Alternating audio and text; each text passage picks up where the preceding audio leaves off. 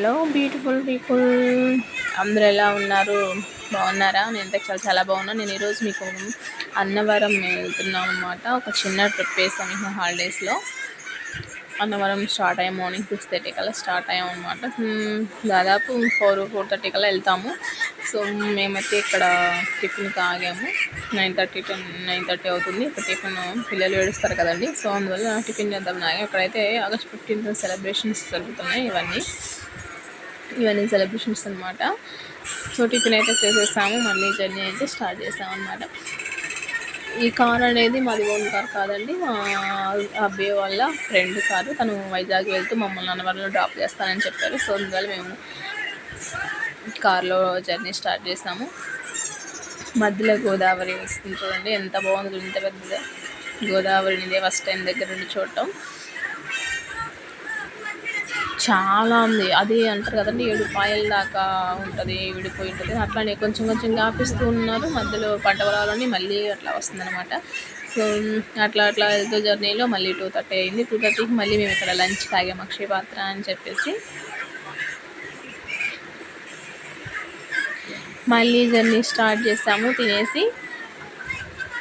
So 4:30, 3:30 అట్లా అవుతుంది. మధ్యలో అన్నవరం, దాదాపు అయితే అన్నవరం వచ్చేసాము. ఇది అన్నవరం అనమాట. కింద కొండ పైన స్వామివారు ఉంటారు. అది అంతా అన్నవరం కింద షాపింగ్ అంతా. ఇది అన్నవరం పైకి వెళ్ళడానికి ఆటో అతను అడుగుతున్నాం అనమాట. లోపలికి వెళ్ళి ఉందా లేదా కార్ అని చెప్పేసి. తను ఈ ఆటోకి వెళ్ళాల్సిందే బాబు అని చెప్పాడు. సో తను ఇక్కడ అన్నవరం ఇక్కడ దాకా వచ్చి మమ్మల్ని తీసుకొచ్చాడు కదా. సో మేము ఏం చెప్పామంటే, ఇంకా నువ్వు చిన్నగా వెళ్ళేసి మేము వెళ్ళిపోతాం పైకి అని చెప్పేసి తనని మేము పంపించేసేసాము.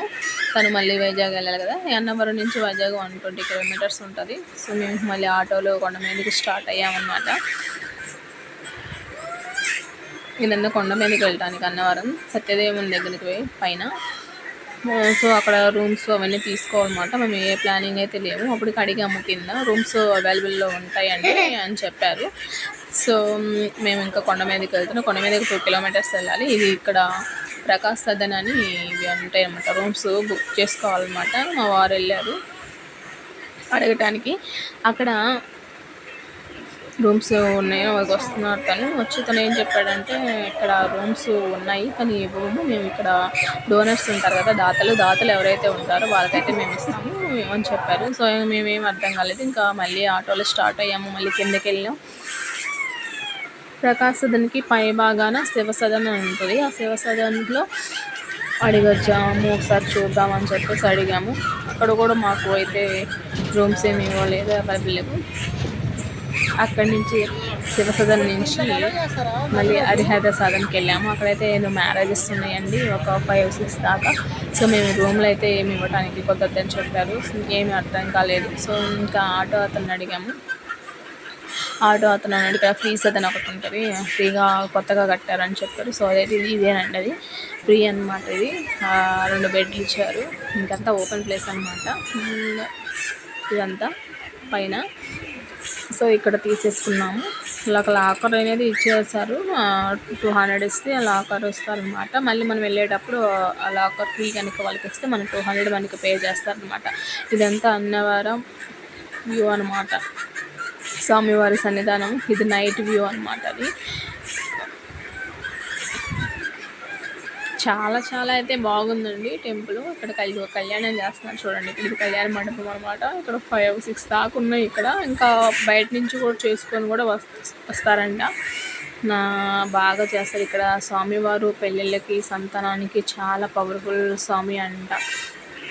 సత్యనారాయణ స్వామి. మనం ఏదైనా సరే అనుకున్నాము అంటే అది ఖచ్చితంగా కోరిక అనేది నెరవేరుతుందన్నమాట. కానీ అనుకోని వ్రతం చేసుకోవాలంటే అమ్మటే, కానీ దాన్ని గ్యాప్ పెట్టకూడదు. ఏదైనా సరే ఇంకా చేద్దాంలే అనుకుంటే అది చాలా కష్టాలు పాలవుతారని ఆ సత్యదేవుని కోరిన వాళ్ళు ఆయన చెప్పాడు. కథల్లో చాలా స్టోరీస్ ఉంటాయి కదా మనకి.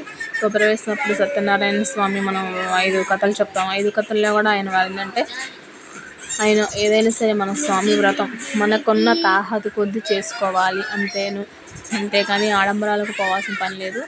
ఆ సత్యదేవుడు మనల్ని అట్లానే కరుణిస్తాడనమాట. సో ఇవి కళ్యాణ మండపాలు. పెళ్ళిళ్ళు స్టార్ట్ అవుతాయి 10:30 నుంచి. గేట్ లోపలికి వెళ్తే స్వామివారి మెయిన్ గృహం అన్నమాట. సో ఇవన్నీ తీసినాక మేము ఒక నైట్ స్టే చేసాం అన్నమాట, పడుకున్నాం. మార్నింగ్ ఉదయాన్నే లేసి పూజకి ఇలా సిద్ధం చేశారు. పూజ అయితే మేము స్టార్ట్ చేసాం, కానీ పూజ చేయడానికి వీడియోస్ తీసుకోవడానికి అనుమతించలేదు. సింపుల్గా ఏదో కొంచెంగా వాళ్ళకి చూడకుండా అలా తీసేసాను. వ్రతం అయితే బాగుండ